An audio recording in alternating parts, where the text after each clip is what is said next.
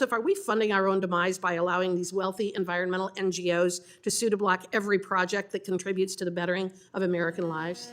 We're not helping. It's not a good allocation of taxpayer resources.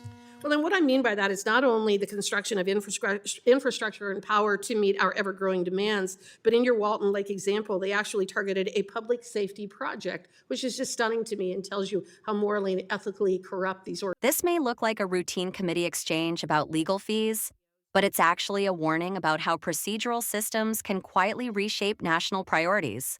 What's really being tested here is whether laws designed to protect citizens are being redirected to stall essential development.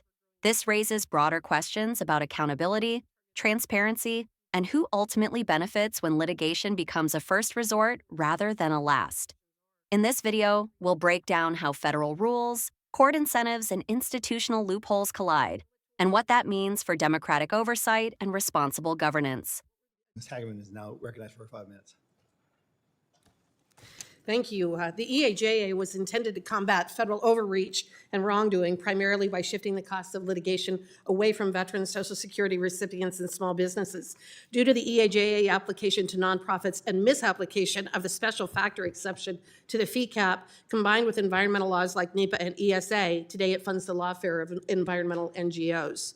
We are now forcing the American taxpayer to fund its own demise, as these NGOs' lawsuits are stopping the construction of roads and other infrastructure, including energy projects, forestry, and more. From fiscal year 19 to 24, DOI, U.S. Forest Service, NOAA, DOE, and FERC paid $24.8 million in EAJA awards. Approximately 76% of this amount of money went to environmental, quote, nonprofits. In fiscal year 24, 19 federal agencies reported 15,000 separate awards totaling $119 million and counting. The Department of Interior reported 11 awards, and the Department of Ag also reported 11 awards.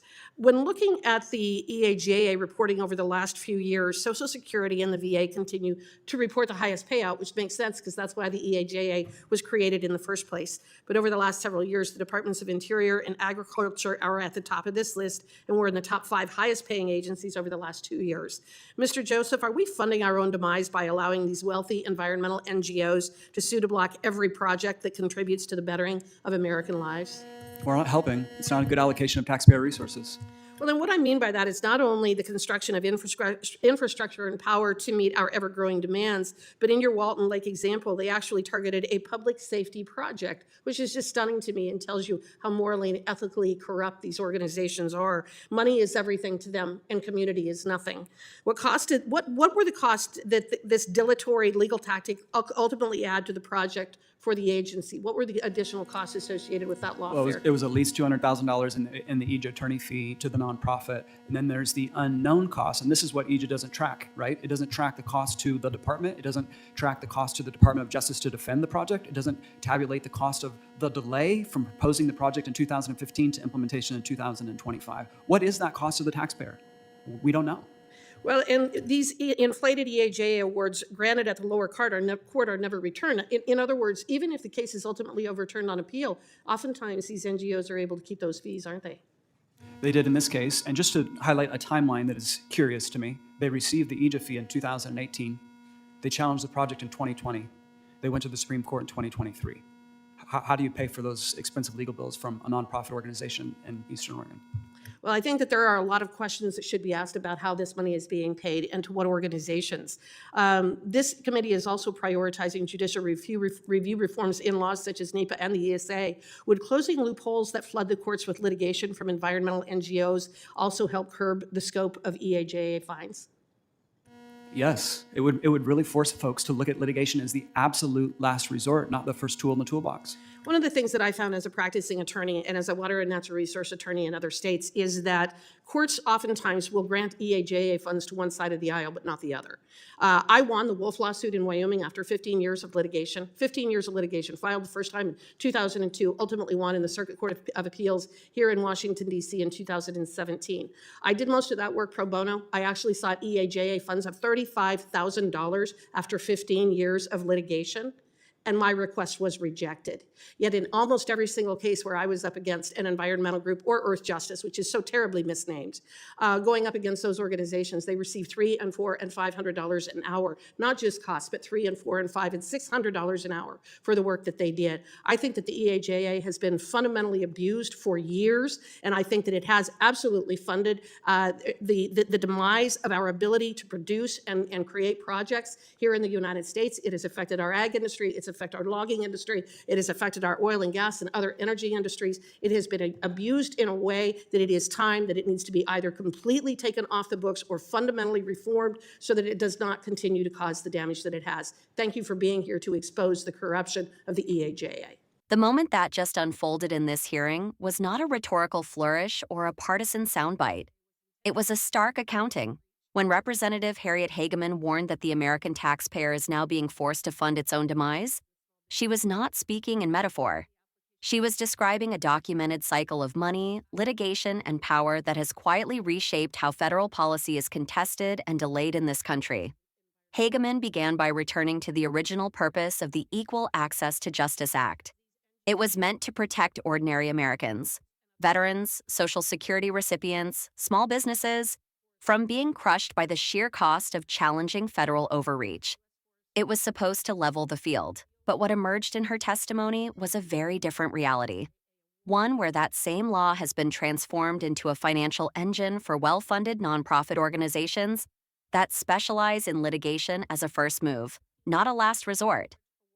She laid out the numbers with precision. From fiscal years 2019 through 2024, nearly $25 million in EAJ awards were paid by federal agencies, with roughly 3/4 of that money flowing to environmental nonprofits. In fiscal year 2024 alone, 19 federal agencies reported more than 15,000 awards totaling over $119 million. These are not abstract figures. They represent real taxpayer dollars, redirected from infrastructure, energy production, and public projects into an endless cycle of court filings and legal delays. What makes this moment especially revealing is not just the scale of the spending, but its consequences.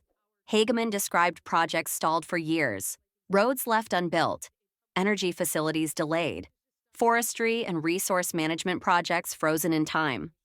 In one striking example, a public safety project was targeted and delayed, not because it failed on substance, but because litigation itself became the objective. The cost was not just the $200,000 in attorney fees paid to a nonprofit, it was the decade-long delay between proposal and implementation, a cost that is never tracked, never fully calculated, never returned to the public. This is where the hearing moved from policy discussion to moral reckoning. Because even when these cases are overturned on appeal, the fees often remain with the organizations that brought the lawsuits. The incentive structure is clear. There is little downside to filing. There is every financial reason to keep the cycle going. And as Hageman pointed out, the timeline itself raises uncomfortable questions. Fees received years before challenges are filed. Legal campaigns that stretch from district courts to the Supreme Court. Expensive strategies sustained by money that originates with the very public these lawsuits claim to protect. The testimony also exposed an imbalance within the justice system itself. Hageman spoke not as a lawmaker alone, but as a practicing attorney with decades of experience. She described pursuing a case for 15 years, much of it without compensation, only to have a modest request for EAJA reimbursement denied. Meanwhile, organizations on the opposing side routinely secured hourly rates that far exceeded what many Americans earn in a day. The law, she argued, has not been applied evenly. It has favored a particular class of litigants, creating a system where influence is measured not by merit, but by persistence and funding. This is not a debate about the environment or conservation. It is a debate about governance, about whether litigation has replaced democratic accountability as the primary tool for shaping national policy, about whether laws designed to protect citizens have been repurposed into mechanisms that obstruct progress while shielding themselves from scrutiny. When the discussion turned to judicial review reforms under statutes like NEPA and the ESA, the implications became even clearer. Closing loopholes would not eliminate access to the courts. It would restore balance. It would force litigation to return to its rightful place as a final safeguard, not a business model. It would slow the flood of cases that overwhelm agencies and drain public resources without delivering proportional public benefit. What this hearing revealed is a system operating in plain sight, yet rarely explained to the American people. A system where accountability is diffused, costs are hidden, and outcomes are delayed until responsibility disappears into bureaucracy. It is not dramatic. It is procedural, and that is precisely why it has endured. In her closing remarks, Hageman did not call for cosmetic changes. She called for fundamental reform or even removal of a statute that no longer serves its original purpose. She argued that the current framework has weakened the nation's ability to build, produce, and provide, that it has reshaped entire industries, that it has done lasting damage to the relationship between citizens and their government. This moment matters because it forces a question that goes beyond party lines. Who benefits when the system becomes this complex? Who pays when delays stretch for years? And who decides when a law stops serving justice and starts serving itself? The answers are not comfortable, but they are necessary. Because a democracy cannot function when accountability is buried beneath paperwork and progress is indefinitely postponed by design.